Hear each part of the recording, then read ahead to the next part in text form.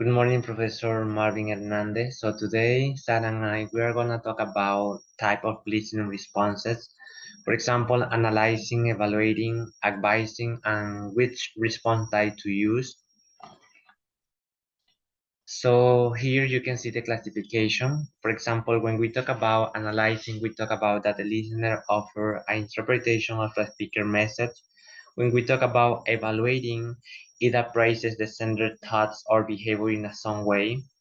And when we talk about advising is when approached with another's problems, and the most common reaction is advising. But now let me try to speak more about analyzing. Analyzing this style can be effective in helping others see some alternative meaning of a situation.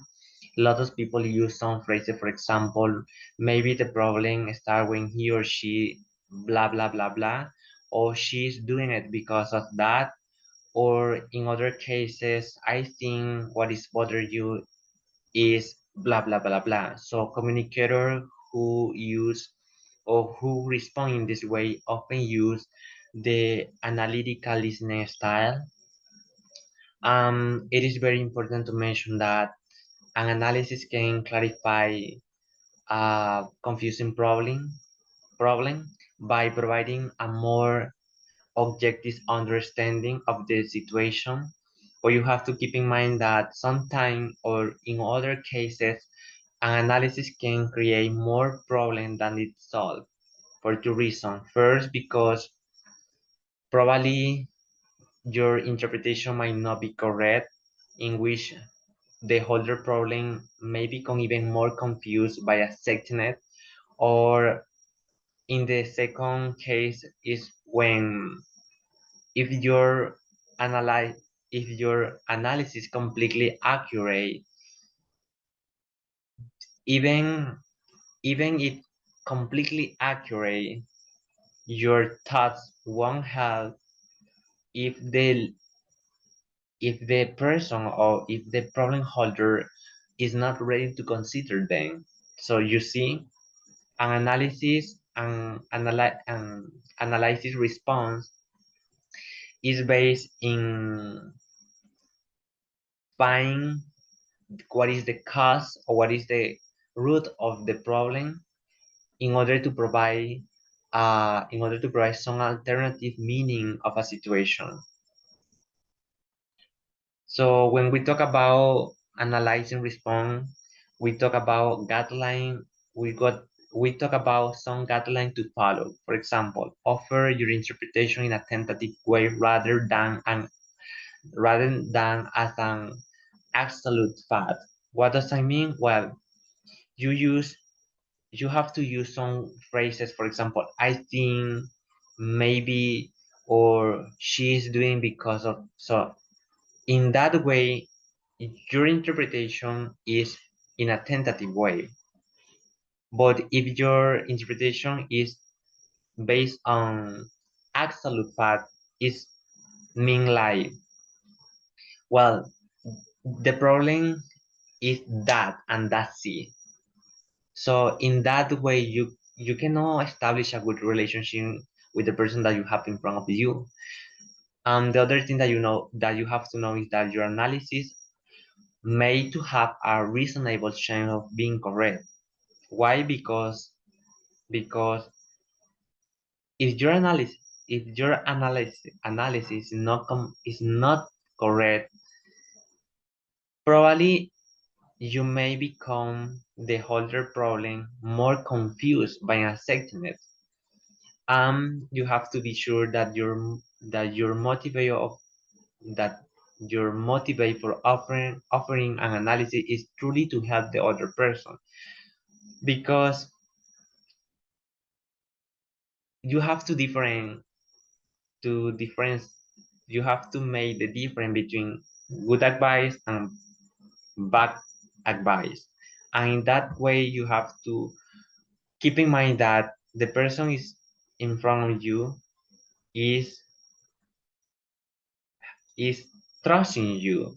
So in that way, you have to be very careful by providing a good advice for that person, and also make sure the other person will be receptive to your to will be receptive to your analysis. Why? Because in this world, a lot of people don't want to hear an analysis or an advice. So in that way, you have to study the person in order to see if the person need advice or need an analysis of about her life or his life. And then if the person asks to you the analysis, then mm, make it. But in otherwise, not. So when we talk about evaluating, we talk about that it implies that the person evaluating in a that the person evaluating in a some way is qualified to pass judgment on a speaker thoughts or action. Evaluating maybe favorable or unfavorable. When we talk about favorable, we talk about that the listener said words like that is a good idea, you are on the right track now. Or when we talk about unfavorable, it is because the listener said some words like, well, an attitude like that won't get you anywhere. So you see the difference. So also sometimes negative evaluation are purely critical. What does I mean? Well, such comments like, for example, how many times have you heard comments such as, well, you asked for it, or I told you so. So such comments like those comments usually usually matter made worse by by arousing defensiveness in the person. So you have to be careful when you have to try a situation, and then you have to evaluate the person, or you have to evaluate the the standard thoughts. So other time negative evaluation are less critical. For example, when when when we talk about constructive criticism, that is that is helping you in the future to improve yourself. So, and this is more common to see in a school when the professor is giving to us some advice in order to improve in the future, or in order to to know what is our potential. So that is evaluating, and you have to open, if you want an evaluative response, you have to open your mind and then take into consideration the evaluative response that is providing by an expert, or by a person that is a good advisor.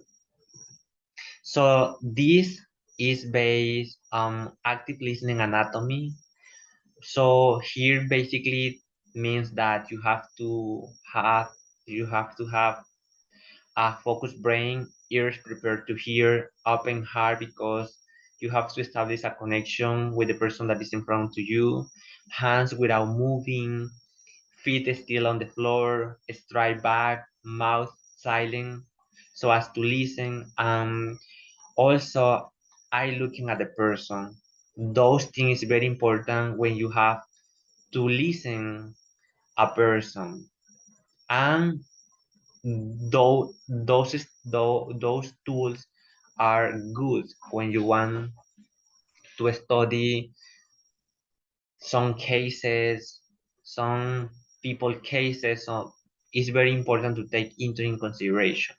So now Sarah is gonna talk about advising and which response type to use.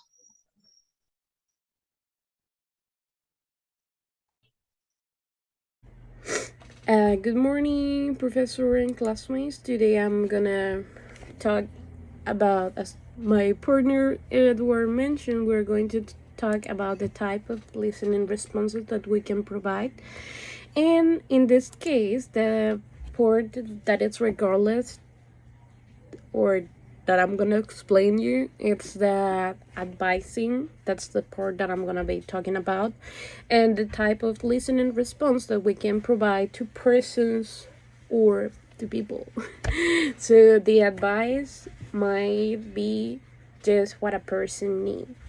That is like the first thing that we can say about an advice.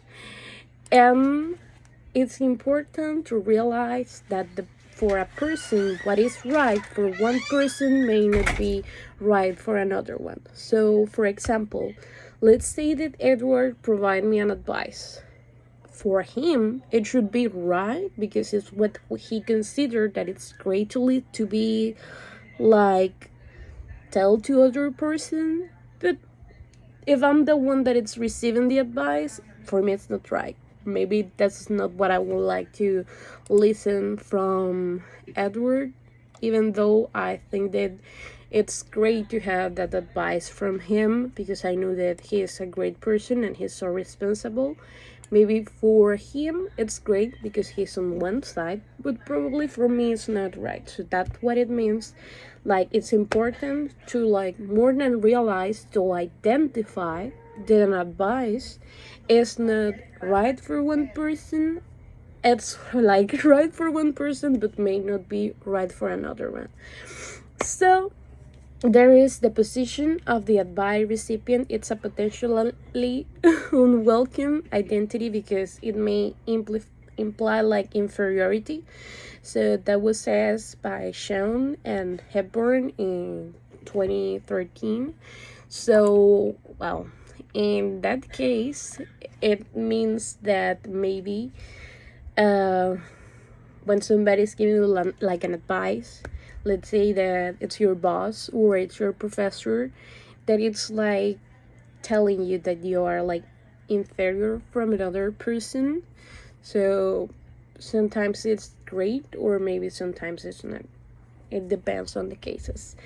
And people often like don't want advices. That's something that we should know about it because they cannot be like ready to accept it, what you are trying to tell them, and instead maybe like simply need to talk out about their thoughts and feelings, but they don't want to have or receive advices from other persons. So now I'm gonna be talking about the important considerations that you need to take when you are trying to help other. So, like, the first thing that it's really interesting is that you need to be an active listener. So, for example, the best example that I can provide, when I'm working in the call center, I need to be an active listener in order to engage with my customers because I need to recognize what they want to have or what they needs to do, or even though if she are not a hard of hearing person, I just need to tell them based on the responses that they provide me. So that's a great example, and I need to give the advice for them and tell them that even though they want to have the service, maybe they cannot have it. So is the advice needed? Well, that's a great question because if the person has already taken a course of action, so they can like give advices after the fact. So it sometimes it's like rarely appreciated. It's not good, like not great. Take it into consideration, and probably when you are given that advice, the person will be angry with you, so they are not going to take it in a great way. So is the advice like coming from an expert? It's like great to have it. So if you want to offer advice about anything from, let's say, laws, you are gonna go to a person that is related with laws. like somebody that is a lawyer, you are gonna get to ask them that kind of questions, and it's important to have like an experience and success in those matters that the person wants to have the advice. And if you don't have expertise, it's good idea to offer like the speaker supportive responsive, then encourage them or encourage the person to seek out for an expert that is on that size, uh on that, let's say, place that you want to have the advice. And is the advice given in the right sequence? Well, sometimes the advice is more likely to be received after the listener first offer like empathizing with you and paraphrasing and questioning responses to understand the speaker and the situation that it's better for them. So, for example, you need to first listen what the person says. As I mentioned, the active listeners are good for this. Then you need to paraphrase what they were telling you. So, for example, if they were telling you that, well, I was looking on the website in order to see if your phone is like the best option for me to have, uh, to can listen and understand people because I'm really hard of hearing, and sometimes my daughter talks to me and she speaks fast. And then you paraphrase um that phrase, that sentence that the customer told you, for as this example, and then you reflect your feelings. So what you're gonna do is try to, oh, I'm so sorry to hear that sometimes you cannot hear well, and that you are having this hard situation hearing on the phone and probably even in person. So yes, it's very good that you found our website on internet, and I'm really glad to help you today. And then you are gonna ask open-ended questions. So you're gonna start like telling them how's your day going, instead of just like uh, telling them about the service. You need to engage with the person when you're going to give them an advice. And now, like, we have which responses type to use, or which responses we can try to use with person. So there is not a simple answer to this question. So which response type to use? So each type of listening responses have an advantage and even a disadvantage. So all responses types have the potential to help others accept their situation, feeling, and make them feel like better and have a sense of control. So you can see that each type of listening response has an advantage. That since the beginning, you can see that there is an advantage, and even there, not just an advantage, then it's disadvantage too. So which type is like the best? As I mentioned, there is not simple answer to this question. So all responses type and style have the potential to help others accept their situation, feel better, and have sense of control over their problems. So as a rule, it's probably that you need to begin with responses from the left side and listening responses spectrum. So first you need to be like a silent listening when you are with them. Then, as I mentioned previously, asking open-ended questions, empathizing with them. And these skills comprise what the pioneer therapist Carl Rogers made, and it is called active listening. So what I can tell you is that on the place that I'm working just right now, we need to be a good listeners. We need to be active listeners. We need to be proactive and help people because they are struggling with hard situations. They cannot communicate with their uh, friends, family, and some other person. So the skills that comprise like everything on a good conversation is a like which type of listening responses will be given is that you need to think about the situation that the person is happening. Then, besides considering the situation, you also should think about the other person when you're deciding which approach to use. It will be like you are gonna be like their therapist and help them to have like the best decision that they can try to take. So the same listening response can be regardless as helpful and not depending on who's like delivering the response.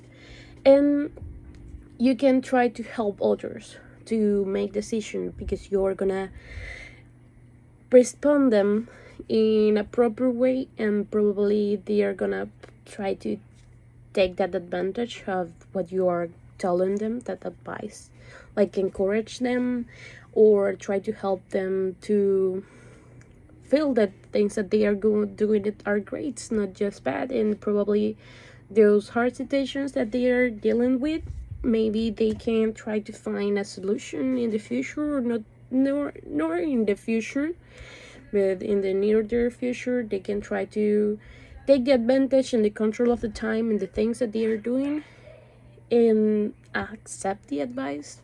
First they need to recognize that the problem is happening, and then let's say that welcome to your life those advices that, let's say, your father, your professor, your partner, classmate, and even your boss at the work it's given you, because that can improve many other things in your life, is you're gonna be receiving an advice. So thank you so much for listening, for listen, be active listeners on the speech that we are trying to deliver to you. It's great to receive an advice, and you don't need to be the ones that don't welcome the advices or think that it's not right what others are telling me. So start from there, accepting the advice and understand it that probably for me it's not good, but it's the best option if I'm having a problem and if I am asking for an advice. So thank you so much and have a wonderful rest of your day.